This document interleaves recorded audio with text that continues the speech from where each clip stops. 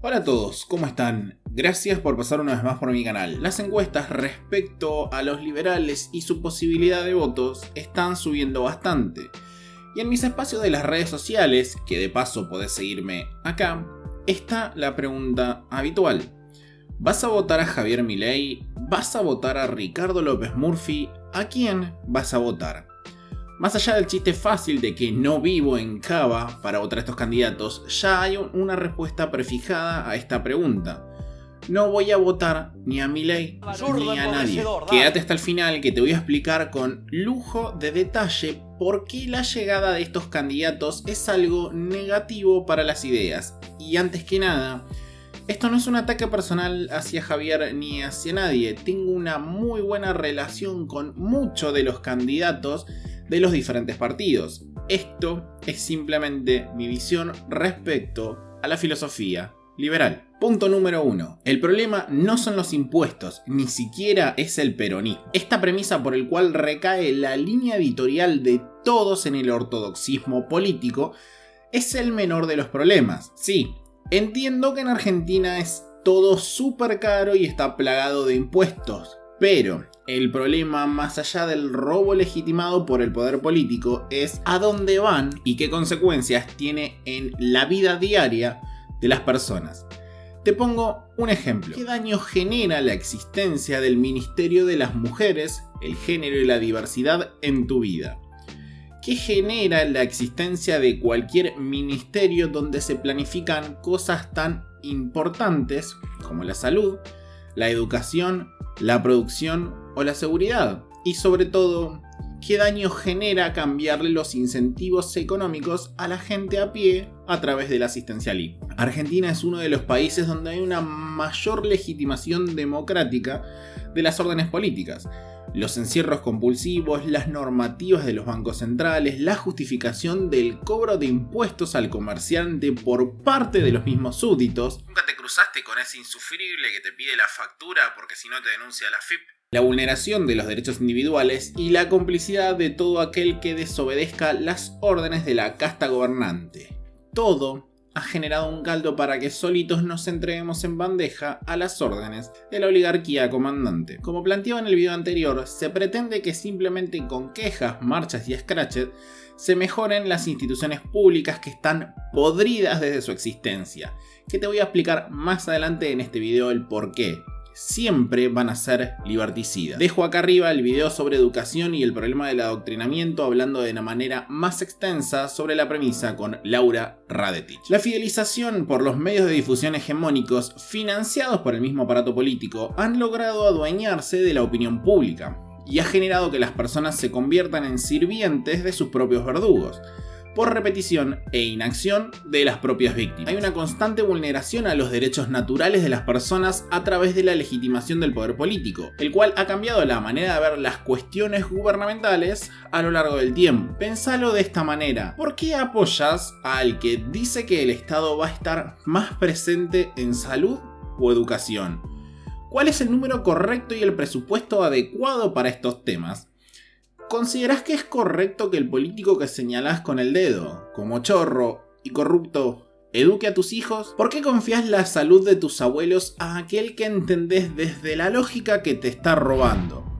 ¿Cuándo decidiste que el Estado tiene que hacerse cargo de estas cosas? ¿Vos firmaste algo para que así sea? Lamentablemente los habitantes de Argentina tienen un chip estatista tatuado en las venas, consecuencia de años y años de que se corrompa su cosmovisión de las funciones de la casta gobernante, por el cual hoy todo lo deriva en una discusión en el Congreso para resolver cualquier problema, y gracias a eso los políticos pueden capitalizar ese conflicto y extenderlo o hasta el infinito, o en el mejor de los casos, que su resolución sea más lejana temporalmente en el futuro para que estos no se queden sin trabajo. Mientras que los argentinos justifiquemos y legitimemos todo gasto, interferencia y planificación por parte de los burócratas elegidos a través de esta cajita de cartón cada 4 años, seguiremos inmersos en este constante loop de quejas sin sentido. Y mientras que los argentinos paguen impuestos sin cuestionarse la existencia de ellos como un robo legalizado y no se asimilen las consecuencias del gasto y el ruido que generan las relaciones interpersonales, nadaremos hasta el infinito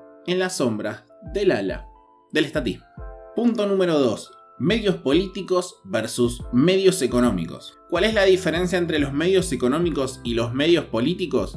Básicamente, todo aquel que vive de su trabajo necesita actuar de la mejor manera para poder conquistar a un posible cliente, para de esta forma poder venderle sus servicios o mercancías. Si le ofreces una mercancía a un precio excesivamente alto, probablemente no puedas concluir la transacción. La competencia con otros fabricantes de la misma te obliga a mantener siempre la vigencia para su mejoría constante, o vas a perder los consumidores de tus productos en elección de tu competidor. Siempre con la competencia el que se ve beneficiado es el propio consumidor, que logra ampliar su variedad de opciones mientras evoluciona la misma producción. Dejo acá en la pestaña de compartidos el video que había armado previamente sobre el control de precios. Si tu trabajo lo haces de manera desganada, con fallas y comprometiendo el trabajo de tu cliente, probablemente no te vuelva a contratar y tu honor y dignidad como vendedor de ese servicio se vaya a pique. Por ende, o haces las cosas de manera correcta o simplemente vas a fundirte más temprano que tarde. Esto es conquistar los medios económicos, la acción de mercado, la satisfacción de las necesidades de tu prójimo. En cambio, los medios políticos no dependen de tus acciones, dependen de tu popularidad, el posicionamiento como político y lo que demande la mayoría de la sociedad. No nos olvidemos que la propia democracia puso al Führer a la cabeza del Estado. Esto es un indicio total para dudar de la elección mayoritaria ante la víctima minoritaria.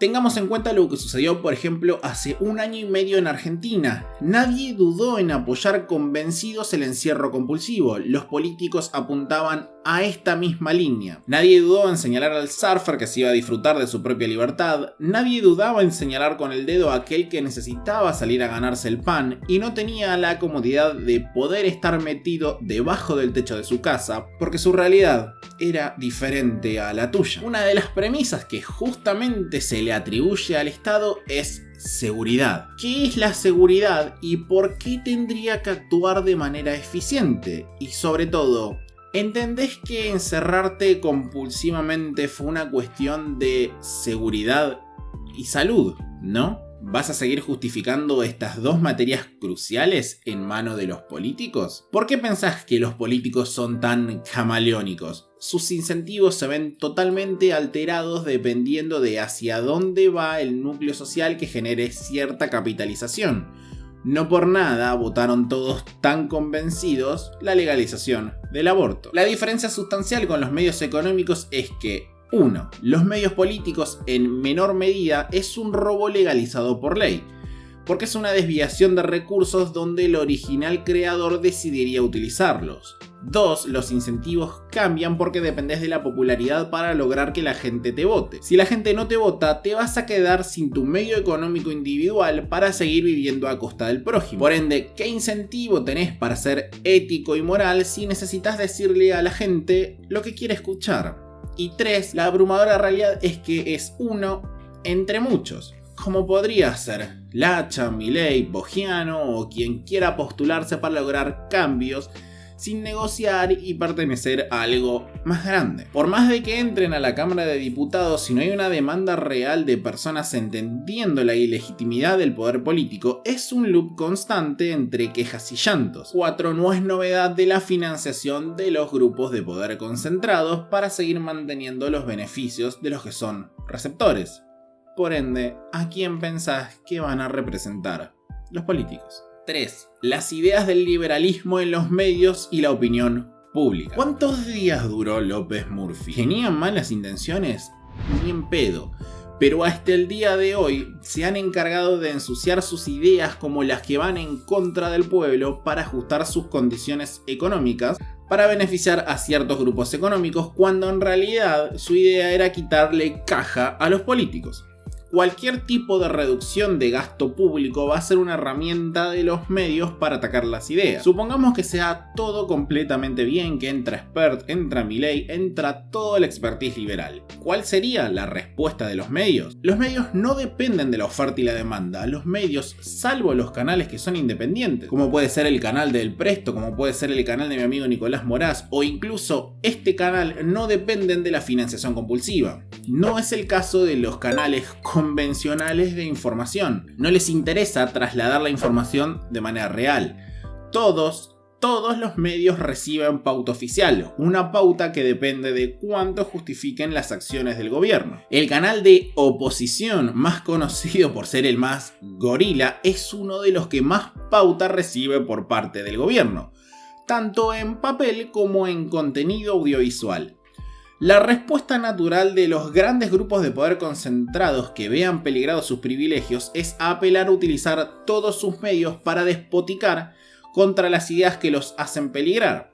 Entonces, por una cuestión praxeológica, van a atacar cualquier acción que haga que alguien pueda retirarles la pauta oficial y necesiten depender del apoyo real de los espectadores. Pero más allá del ataque a la persona que puedan llegar a ser estos medios, esto terminaría salpicando y ensuciando las ideas que serán rechazadas por la sociedad que consume esto y que al recibir parte de las migajas del botín seguirán legitimando la existencia de un estado de bienestar. Punto número 4. Esperanza mal distribuida en el tiempo. Hay un error catastrófico que implica justamente el depósito de la esperanza en uno o más candidatos, que es la inacción en el corto plazo.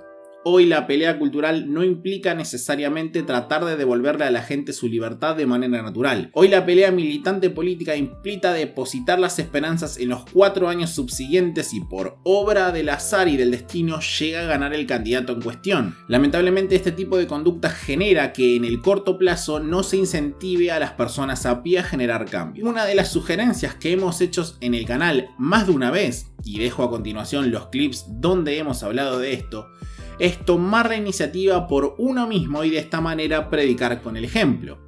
1. Desobediencia civil pacífica. Desobedecer toda circular del Banco Central. Correrse de la fiscalización compulsiva del Estado.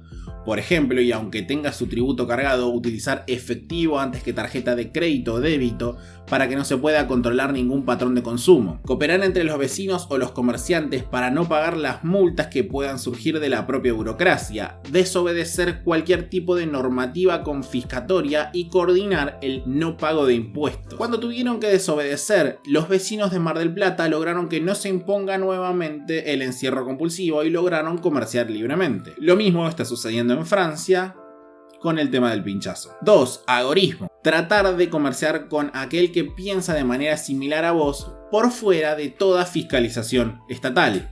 Una desfinanciación del 15 o 20% de todo gasto del Estado debido a la negativa de la gente a pagar impuestos genera muchísimo más daño real al poder que las manifestaciones que se hacen en queja de las acciones del gobierno. 15 o 20% en una población de 44 millones de habitantes es un número extremadamente grande y no existen ni balas ni cárceles para todos. 3. Contraeconomía. Consumir todo aquel producto que el Estado y el gobierno te prohíban. ¿Por qué no puedo comprar alcohol después de las 21 horas? ¿Quién es el que tiene la potestad para imponer cuándo puedo comprar alcohol o no? ¿Quién te impide poder comprar estupefacientes y disfrutar de una estadía en tu casa? Una cosa es fumarte un porro en Palermo un sábado a la noche con amigos, relajado, o con tu pareja, o solo. Y otra cosa es vivir en la 2124, en Zabaleta, en la 1114, rodeado de narcos y que te ofrezcan un porro. Comprar en negro termina ayudando al comerciante que quedó por fuera del sistema debido a la cantidad exagerada de regulaciones, aranceles e imposiciones. De esta manera permitís que el mayor porcentaje de ganancia quede al vendedor y escape por fuera de las manos de la burocracia. Todo esto son acciones que se pueden tomar en el corto plazo al margen de la cuestión democrática y que en caso de que se vayan masificando generarán un golpe duro al poder de manera real. Si la gente desobedece totalmente las leyes injustas, la existencia de todas las legislaciones, decretos y leyes ridículas simplemente golpearán las funciones del gobierno generando un impacto real en sus privilegios. Esperar a la llegada de los siguientes 4 años para volver a votar nos hace generar expectativas en el qué pasaría si llegara a ganar tal o cual candidato, en lugar de tomar las riendas del asunto en la propia iniciativa individual. Punto número 5. La libertad no es algo que alguien te da, es tu derecho. La filosofía liberal se basa en un cimiento sumamente importante que dio origen a una de las frases más icónicas de Alberto Venegas Lynch, hijo. El liberalismo es el respeto irrestricto del proyecto de vida del prójimo. El principio de no agresión. La libertad se desprende de la propia ley natural, que se entiende como que cada persona es igual ante la ley. Y el derecho natural, que es lo que se desprende de esto, es que cada persona está viva y por ende tiene derecho a su vida. Cada persona nace libre y nadie tiene la potestad de corromper y cooptar su libertad. Y cada persona en su plena libertad tiene el control de su propiedad primaria, su cuerpo, para poder actuar en consecuencia con él sin interferir en el proyecto de vida de los terceros. Es decir, que un ser humano necesita estar vivo para de esta manera, con su propiedad primaria, que es su cuerpo, hacerse de los medios para alcanzar sus fines y en consecuencia vivir, sobrevivir, desarrollarse, prosperar y en última instancia, y esto no es algo seguro de alcanzar, lograr su felicidad. Y la única manera de que esto sea posible es que las personas puedan actuar en libertad para poder accionar, cooperar y hacerse de los medios para lograr sus fines. El liberalismo político termina siendo cómplice de la legitimación del Estado debido a que se sustenta en el propio positivismo que mantiene la estructura del Estado para que pueda romper el derecho natural de las personas. Si estás dispuesto a que exista, por ejemplo, Ministerio de Educación utilizando los recursos extraídos de manera forzosa, no solo que estás alterando el proyecto propio de cada individuo a elegir su educación, sino que también estás reteniendo forzosamente la riqueza creada por un tercero para fines que vos considerás útiles. Mientras que exista un monopolio de la legitimidad de la fuerza, no hay forma de que exista liberalismo. Los que proponen los partidos es simplemente ortodoxia fiscal. Punto número 6. Legitimidad del poder político. La democracia por definición es la dictadura de las mayorías. Si en una sociedad somos 100 personas y 51 deciden que es correcto robarle la propiedad a las minorías que son las más adineradas, por la necesidad de hacerse de los medios políticos es algo que ni la Constitución te va a proteger. Y no exagero por nada, por el mismo medio político que demandó una gran parte de la sociedad es que se aprobó el impuesto a las grandes fortunas. Y no te olvides de que estuviste encerrado en tu casa por más de 180 días. Mientras que las personas de carne y hueso sigan legitimando la existencia del poder, vamos a seguir inmersos en una libertad corrompida y cada vez más adulterada. La idea no es votar al mar menor, el punto es directamente dejar de votar. Votar no puede cambiar nada. Jamás se ha cambiado nada a través del sufragio. Por razones simples, de hecho, que te las voy a enumerar una por una. 1. La resolución praxeológica del voto. No tenés ese familiar que siempre dice estos negros de mierda que viven de planes y encima votan. Bueno, primero es un red flag para alejarte también de esa persona. Las personas van a votar respecto a sus incentivos y sus propias necesidades a corto plazo. Aquel que está viviendo de planes sociales no va a querer nunca perder ese beneficio que le han dado, porque insisto, como te decía en el punto número 2, el político necesita dotarse de popularidad y para esto necesita hacerse de los medios políticos para que esto así sea. El que recibe un cheque del Estado está resolviendo un problema a corto plazo y está entregando el largo plazo a ese flujo de dinero que le están regalando. Por ende no va a renunciar a esto por más que vos lo trates de parásito, de planero y demás. El punto, y vuelvo al punto 4, es generar pelea cultural para que la gente voluntariamente vaya desfinanciando al Estado, haciendo vista gorda a las resoluciones de esto. Porque podría pasar algo muy similar a esto. Sin financiamiento no tienen plata para regalar. Sin plata para regalar no tienen relato para vender. Sin relato para vender pierden poder de captación de votos y sin poder captar votos van a caer por su propio peso. Y de esta manera no solo que van a perder naturalmente el apoyo de aquellos beneficiados del asistencialismo, sino también de los grandes capitales mediáticos. Sin blindaje y sin protección, van a buscar resolver sus propios intereses. De hecho, Argentina está hecho totalmente para que la democracia se base en la satisfacción a corto plazo. Te dejo este video de hace un tiempo donde te explico esto de manera mucho más detallada. 2. La democracia altera el proyecto de vida de las personas. ¿Qué es lo tan importante que hay que votar?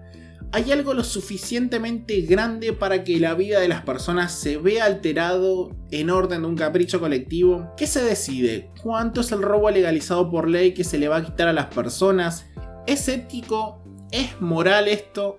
¿Cómo podés sentirte identificado con las ideas del liberalismo si la democracia desde su esencia es una corrupción al libre albedrío de las personas? Punto número 3. La decisión de la mayoría no es válida por sobre la de la minoría. Esto parece una obviedad y es redundante al inicio de este punto, pero ¿qué hace de válido que el 55% de las personas crean que algo está bien por sobre el 45% restante? Nada.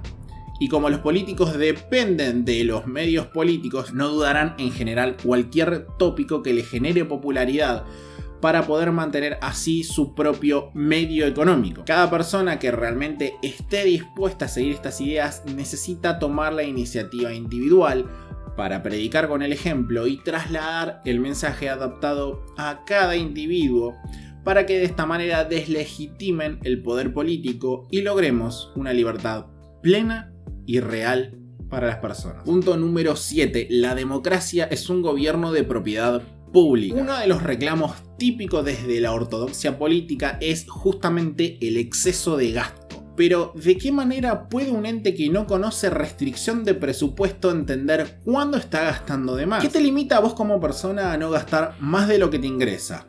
Uno, que si querés seguir gastando o agotando tus recursos, te tenés que endeudar. Y 2, que tenés que ampliar tus recursos para poder aumentar tus gastos. Lo cual no es algo que vas a poder realizar de manera instantánea. Cada gasto que vos haces, lo haces basado en tus preferencias. Y solo es algo que vos podés entender como individuo debido a que vos sabés cuánto te costó acceder a los recursos para disponer del poder adquisitivo para consumir. Esto está basado en tus acciones en un mercado que va cambiando a lo largo del tiempo y como el valor de las mercancías, bienes y servicios dependen de cuánto la gente está dispuesta a pagar, es necesaria la propiedad privada para poder generar cálculo económico. El Estado, en cambio, y todo lo que se trate de la cuestión pública es un sistema donde no existe la propiedad privada para reemplazarla por los bienes públicos. Seguramente te vas a estar preguntando qué es lo que implica la propiedad pública. 1. La propiedad pública implica el monopolio de producción de ciertos recursos, llámese seguridad, salud o educación. Los ingresos del Estado son compulsivos. Por ende, ¿de qué manera puede existir una restricción de presupuesto si no hay una demanda orgánica que la limite? 2. ¿Cuánto hay que producir? ¿De qué manera? ¿De qué forma? ¿En qué cantidad? ¿En qué color? Este tipo de descripciones surge de las preferencias de los individuos que están dispuestos o no a pagar por el bien o servicio ofrecido. El consumo o no genera incentivos en la acción empresarial para entender las preferencias de las personas y con esta información que puede modificarse en el tiempo van adaptando el producto o servicio ofrecido. 3. Como disponés de una financiación coactiva, no tenés forma de saber cuánto es la cantidad de recursos que tenés que asignar a cada acción. Tomemos por ejemplo la cuestión de seguridad.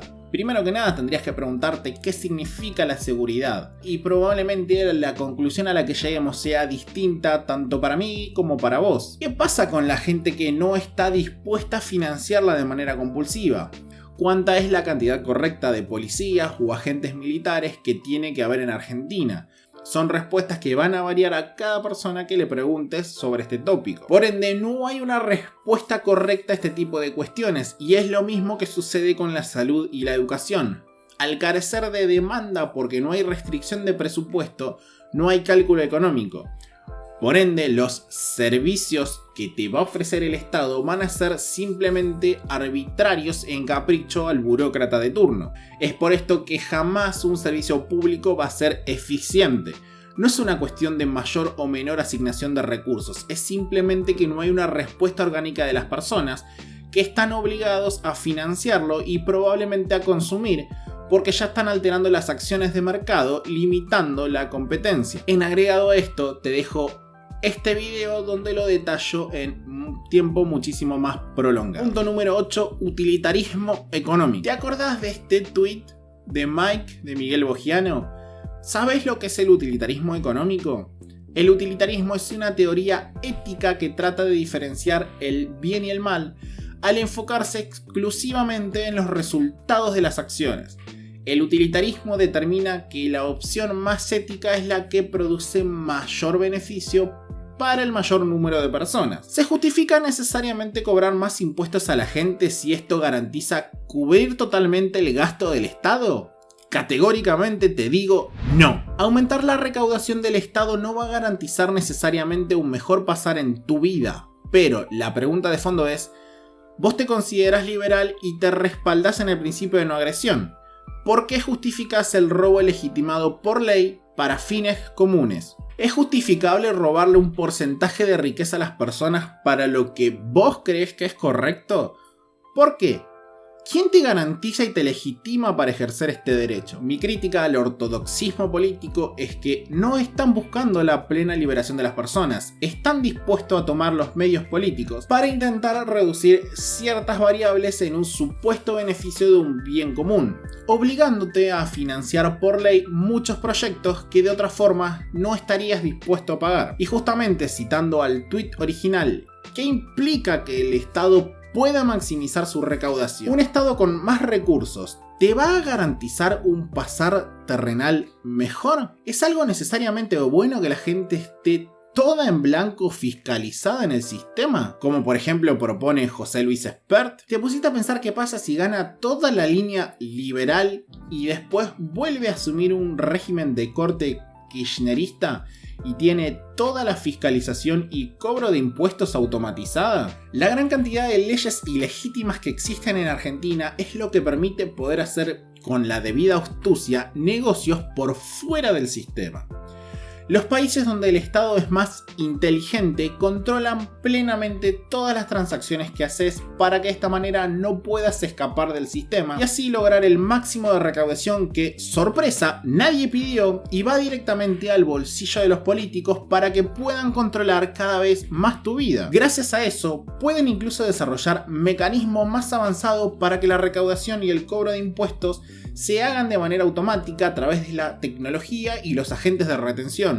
No por nada, si no pagas impuestos en los países desarrollados, vas directamente preso. Y para cerrar, como conclusión, la democracia es la manera de gobierno más asesina de la historia. La financiación compulsiva que han tenido los estados a lo largo del tiempo les ha permitido ser los portavoces del supuesto pensamiento de los habitantes de los territorios que consideran que son de ellos. En 1971, como consecuencia de un déficit comercial y un enorme gasto bélico con motivo de la participación estadounidense en la guerra de Vietnam, el entonces presidente Richard Nixon impuso un shock económico en el cual se suspendió definitivamente la convertibilidad directa del dólar respecto al oro. A partir de este punto en adelante, todos los estados pasaron a adoptar el dinero fiat, impuesto a la fuerza para su población, obligando a utilizar esta moneda que es la única de curso legal para las transacciones comerciales que puedan surgir entre ellos.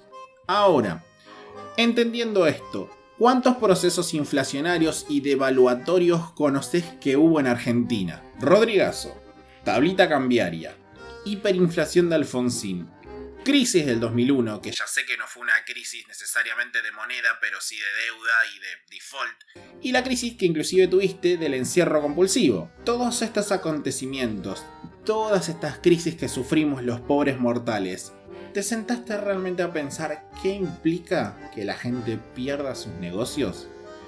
cómo afecta sus vidas más allá de cualquier variable económica. La democracia se basa en generar medios políticos. No hay una representación real de los problemas de las personas porque estos son variables en el tiempo. Históricamente, la propia autoridad central no dudó en mandar a la muerte a miles de millones de civiles. ¿O quién pensás que sufren las guerras? ¿Los políticos? No.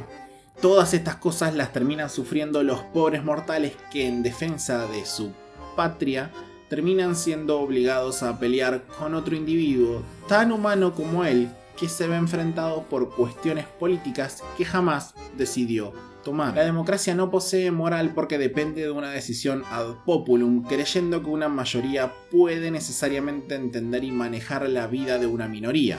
La democracia no posee la habilidad de limitar su propio gasto porque no existe cálculo económico.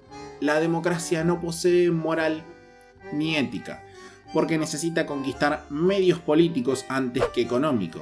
Y la democracia ha generado miles de millones de muertes a lo largo y ancho del globo terráqueo, alterando la conducta de sus súbditos. Y no me refiero únicamente a guerra y crisis económicas. La marginalidad que provoca en las relaciones comerciales, el efecto que ha generado a lo largo del tiempo en el adoctrinamiento educativo, la interferencia en la contratación de personal, ha llenado a lo largo del tiempo de mierda la conciencia de las personas que consideran el comercio como algo irreal e innecesario y decidieron utilizar la piratería para satisfacer sus medios económicos. Miles de millones de inocentes asesinados a sangre fría por la falta de acceso a la acción comercial. Miles de millones de personas pertenecientes a las fuerzas de seguridad persiguiendo la existencia de vendedores de estupefacientes que un inmoral encontró un negocio en hacerlos ilegales para poder generar complicidad con aquel narcotraficante que su existencia solamente se justifica debido a la prohibición caprichosa de la política.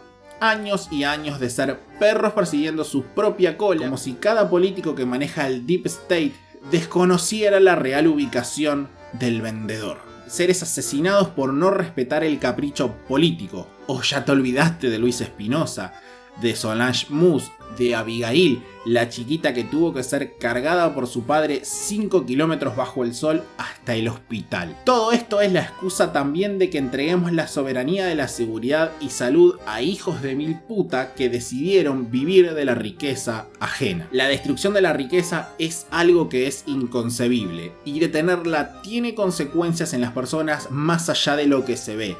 Y esto es algo que es simplemente imperdonable. Los estados encontraron la forma de mantenerte cautivo bajo una macro excusa: tu nación. Ver como enemigo a otro ser humano porque no pertenece a esta línea imaginaria que consideras que es de tu pertenencia. Te obliga a votar, te obliga a tragar su educación, te obliga a financiar cosas que de otra forma jamás lo haría, te obliga a recibir sus permisos para viajar, para manejar, para ejercer, para comprar, para vender, para vivir.